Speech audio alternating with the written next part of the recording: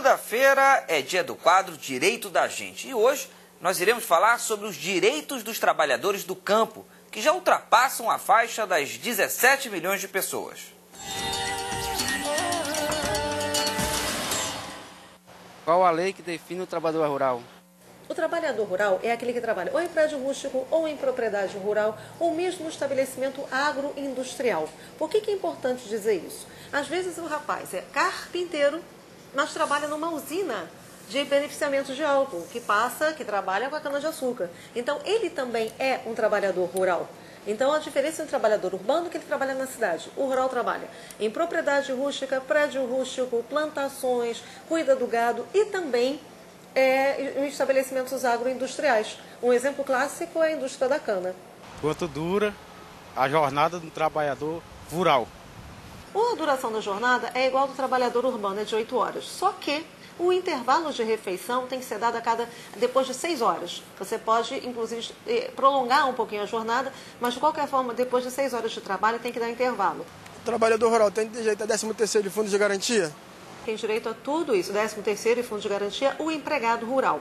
Agora, existem trabalhadores rurais que não são necessariamente empregados, que são parceiro, o meeiro, quando todos se reúnem e dividem o fruto da terra, ou até um proprietário faz uma parceria.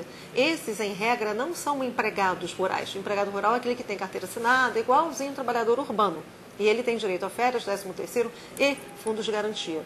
O que o patrão tem que descontar do trabalhador rural? Ele pode descontar 20% de moradia e 25% de alimentação. Aí, mas tem que ser uma alimentação boa, farta. Quando vai descontar a moradia, tem que levar em consideração que, se for uma habitação coletiva, esse desconto de 20% é dividido entre todos. Não é só, porque normalmente o trabalhador rural leva família. Tudo bem. Então, o trabalhador desconta 20%. Mas se tiver várias famílias ou vários trabalhadores sem família, esse desconto de 20% é rateado. Isso é uma coisa importante. O trabalhador rural tem direito à insalubridade? O trabalhador rural tem direito ao adicional de insalubridade. Se trabalhar numa indústria da cana com muito ruído, vai ter que ter o adicional de insalubridade por ruído. Porém, o mais comum é não pela radiação solar. A jurisprudência tem dado muito mesmo o adicional de insalubridade por conta do calor e não do sol. Existe algum limite de idade para o trabalhador rural trabalhar? Com 60 anos de idade o homem e 55 anos de idade a mulher já pode pedir aposentadoria, porque as regras são um pouco diferentes. Não exige todo o tempo de contribuição, exige apenas 180 contribuições, já sabendo que a vida no campo muitas vezes a pessoa não consegue recolher, até distante do banco. Então, há um tratamento mais benéfico e diferenciado para o trabalhador rural. A sustentabilidade tem ganho adeptos até nas joias. As cores e os detalhes continuam sendo os carros-chefes. Mas agora a busca por materiais recicláveis faz a diferença.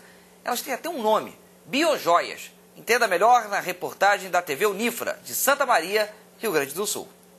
Materiais provenientes da natureza, quando aliados à criatividade, podem ser transformados em diversos acessórios, como por exemplo o brinco feito com chifre bovino. A busca por novas possibilidades para compor coleções foi o que levou a designer Simone Lenhardi até os elementos da natureza. Desde a minha graduação, eu sempre me interessei por materiais diferentes, para sair daquela linha do ouro, da prata, né, dos metais em geral. Então eu sempre busquei pesquisar materiais da natureza, materiais diferentes. Aí eu descobri, dentre as minhas pesquisas de materiais, o chifre bovino. E aí eu me encantei com o material, com o resultado estético que ele tem, e comecei então a confeccionar peças em chifre bovino, misturando couro, aí agregando metal, claro, mas sempre buscando trabalhar com esse elemento natural e buscando expressar a beleza do chifre bovino. Outro diferencial das joias é a leveza e as cores. A designer também procura manter os tons naturais dos materiais utilizados. O material é bastante leve, muitíssimo leve. As pessoas às vezes olham e pensam, imaginam que é pesado, mas é um material bastante leve e a coloração é natural. O chifre vem desde o branco, passa por nuances de mel, marrons, até o preto. A confecção é realizada por etapas. A primeira delas é a criação e desenho, que é feita em um programa de computação gráfica. Depois, é realizado o polimento e a lapidação dos materiais. o corte a laser e, por último, a montagem. A produção de joias com materiais da natureza, também conhecidas como biojoias, tem crescido nos últimos anos. E muito se deve ao conceito de sustentabilidade, conforme explica a professora do curso de design do Centro Universitário Franciscano, Maria da Graça.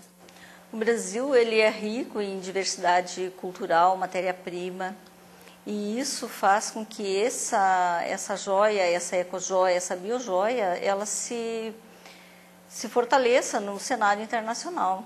A designer e proprietária desta loja acredita que o uso de recursos naturais contribui para a valorização das joias. Existe bastante procura, né, até por pessoas assim que valorizam esse trabalho, porque são peças provenientes da natureza, né? A maioria delas seriam peças de descarte, no caso madeira, algumas sementes, que são então trabalhadas e tratadas, né, para serem utilizadas nos acessórios. A coleção principal que a gente trabalha é o capim dourado, que é o capim, ele vem da região do Jalapão, no Tocantins. A gente traz as mandalas e faz a montagem das peças aqui. E além do capim dourado, a gente trabalha também com algumas coisas de sementes, né? Sementes principalmente da Amazônia, e o couro também e a madeira. A gente vai para o intervalo rapidinho, a gente volta em instantes. Instantes, artista plástico Carlos Vergara fala de sua nova exposição.